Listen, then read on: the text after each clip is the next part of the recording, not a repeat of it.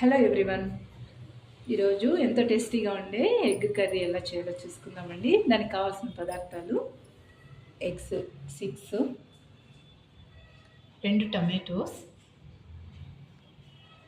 ధనియా powder, 2 onions cut చేసుకోవాలండి చిన్న చిన్న ముక్కలుగా, ఇలాచి, చెక్క, లవంగాలండి, 2 స్పూన్స్ చిల్లీ పౌడర్, గార్లిక్, అల్లం, కొత్తిమీర.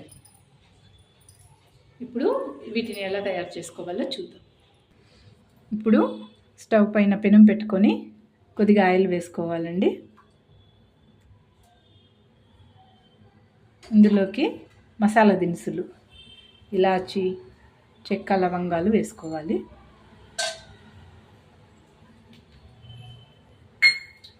ఇందులోనే కట్ చేసి పెట్టుకున్న ఆనియన్ ముక్కలు వేసుకోవాలి.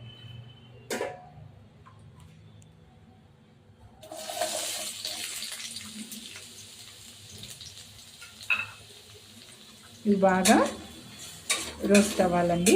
ఆనియన్ ముక్కలు 2 మినిట్స్ వరకు మనం రోస్ట్ చేసుకోవాలి వీళ్ళని.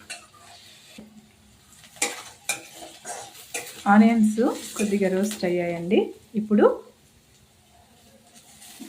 గార్లిక్, జింజర్ వేసుకుందాం.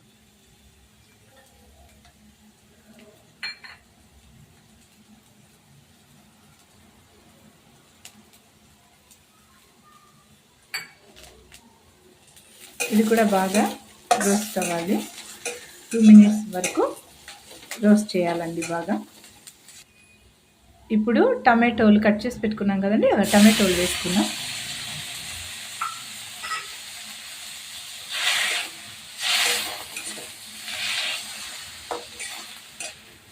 టమాటోస్ తొందరగా రోస్ట్ అవ్వాలంటే కొద్దిగా ఉప్పు, పసుపు వేసుకుందామండి, తొందరగా రోస్ట్ అవుతాయి. ఇప్పుడు కొద్దిగా ఉప్పు,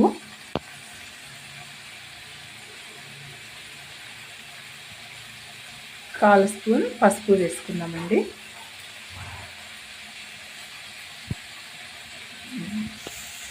దీన్ని కాసేపు మగ్గనిద్దాము. టమాటోస్ బాగా మగ్గాయండి. ఇప్పుడు మనం ఇందులో కొద్దిగా కారం పొడి వేసుకుందాము.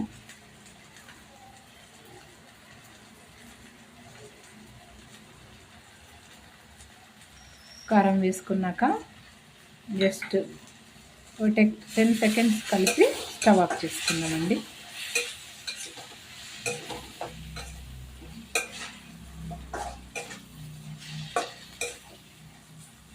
ఇప్పుడు స్టవ్ ఆఫ్ చేసుకున్నాం. ఈ టమాటో మిశ్రమము చల్లారింది. దీన్ని ఇప్పుడు మిక్సీ జార్ వేసి మిక్సీ బాగా నున్నగా పట్టుకుందామండి. మిక్సీ జార్లో టమాటో పేస్ట్ బాగా నున్నగా మిక్సీ పట్టుకున్నామండి. ఇప్పుడు స్టవ్ ఆన్ చేసి కొద్దిగా ఆయిల్ వేసి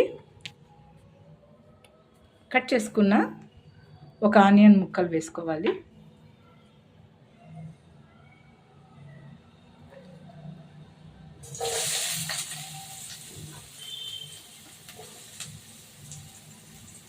స్మాల్ పీసెస్గా కట్ చేసుకోవాలి ఆనియన్ ముక్కలు. దీన్ని బాగా రోస్ట్ చేసుకోవాలి.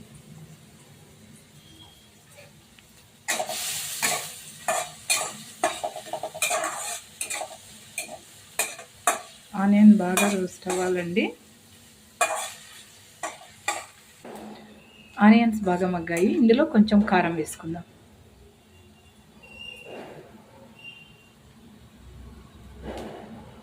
కొద్దిగా పసుపు,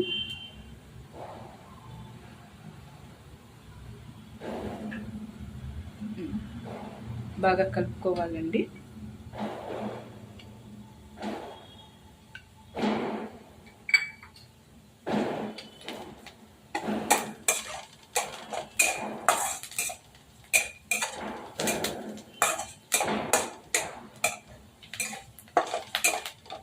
ఇందులో మనము టమాటో పేస్ట్ చేసి పెట్టుకున్నాం కదా, అది కూడా వేసి బాగా కలుపుకోవాలి.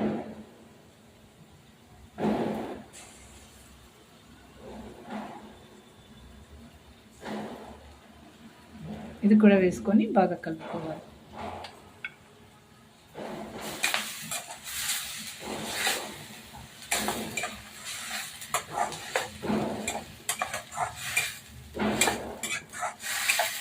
కొద్దిగా నీళ్లు వేసుకొని బాగా మగ్గనివ్వాలి.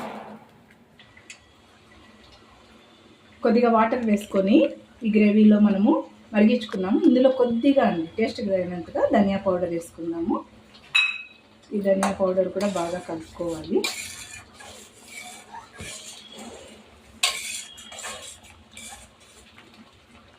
ఈ ధనియా పౌడర్ బాగా ఇందులో మెల్ట్ అయిన తర్వాత 2 మినిట్స్ వరకు కలిపెట్టాలండి.